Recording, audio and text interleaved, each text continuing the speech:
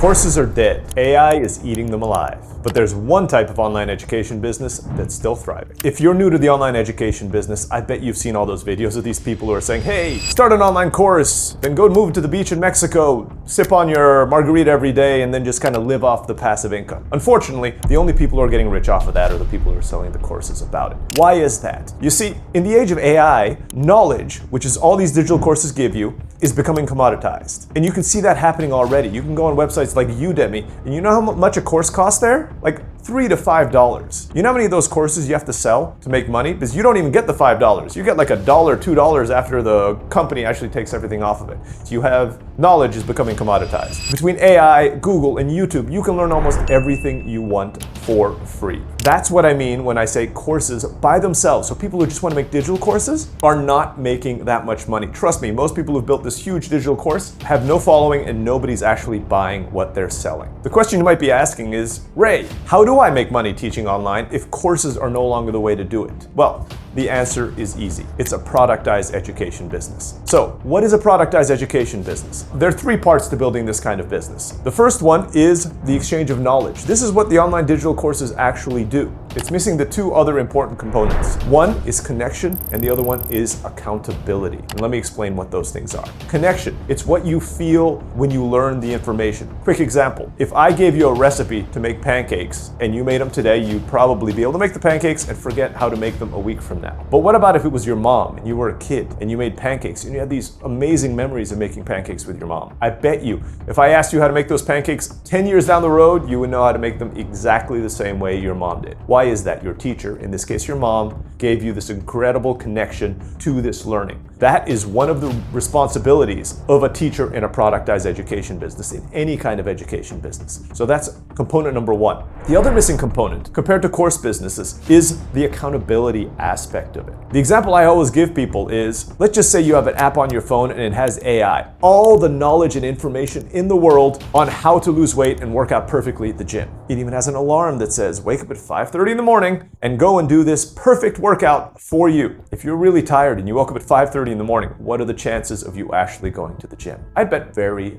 very low. Now let's look at the other example. Let's just say your buddy Bob is at the gym. He knows nothing about working out, but he's waiting for you there at 5:30 in the morning because you told him, yeah, we're gonna start working out tomorrow. What are your chances now of going to the gym? I would bet they're much, much higher, because otherwise Bob's gonna be calling you up on the phone at 5:30 in the morning. Hey buddy, what are you doing? Why aren't you here? And you're gonna feel guilty, you're gonna feel bad, you're gonna be held accountable to it. So you're gonna go to the gym. That's something only humans can give each other. You're never gonna feel accountable to Alexa, to your phone, to anything else, but you will be accountable to another human. So bringing it all back together, what is a productized education business? It not only gives this knowledge, which you should give away for almost free, but it adds the connection and the accountability aspect of teaching. And that's where real education happens. And that's where you'll not only give success to your students, but they'll give back to you and you'll have success as a business. Doing this will result in transformations taking place for all of your students. Why does it matter to you if there's transformations taking place for all of your students? Well, the answer is easy. If they transform, they're going to recommend you to all their friends. Recommendations and referrals are one of the best ways to grow a productized education business. And the best part is, it is absolutely for free, right? If a friend recommends another friend, they come to you, it's pure profit after that. But then you deliver more success. And this gives you compounding results on your business, because one friend will recommend two friends, will recommend three friends, and they'll keep on moving on until you reach the level you want to be. So if you're building a productized education business, you have to take those three components and put them into a system, something that I call the productized education flywheel. And most productized education businesses start at the same level. The first step is a teacher. That's usually you if you're the founder. The first teacher is you. The next step is you get students. So they start a teacher, move over to students, and now you have students over there. You get your first few students. Your time starts filling up. We move to the third step, which is processes. You start putting in better processes in place. Automations, which means now you can handle more students. But there gets to a point where you can't automate anymore and you can't teach anymore. So the flywheel continues, because then you hire your first teacher, which means now you need to get more students so that your teacher is full.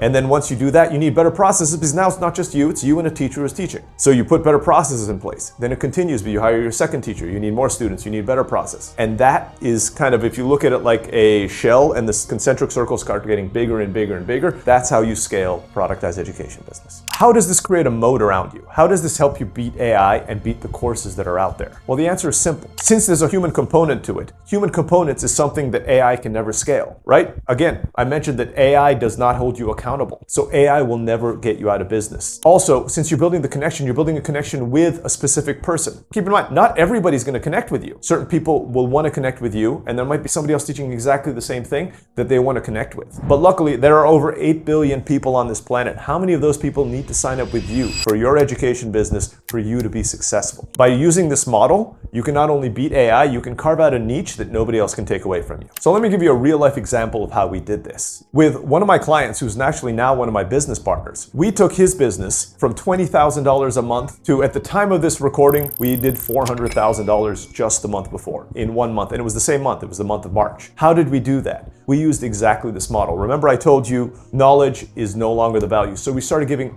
the knowledge away. And I'm not talking about the Gary Vee model of give away 80%, charge for 20. We gave away 100% of this information to everybody. So if anybody wanted to do this themselves, they absolutely could. But you see, since there's no connection, no accountability for people to do it themselves, most people never do. This is the reason why digital courses only have a 10 or 20% completion rate. What we did in Tony's business is we stressed the connection and the accountability part. And that's what we charged people for. And by doing so, and by stressing the systems to do exactly that, we were able to connect more with our customers, bring them in, they're referring more of their friends, and we have grown exponentially for the last 2 years. This can work for almost any kind of business that is out there. This is still a blue ocean, as they say. Like, not that many people are using this productized education model of giving information away and charging for connection and accountability. It actually doesn't matter if you run an education business or an e-commerce business. One of the examples I always like to give is who runs an education business, and usually when I do that at conferences, like 1 or 2 people raise their hands, and I tell them everybody else in the room is wrong. Because no matter what business you run an education business, and you need to teach people about your product. So you can apply this methodology in almost any business out there. If you've been thinking about launching something real, something that can go with or without AI, start here.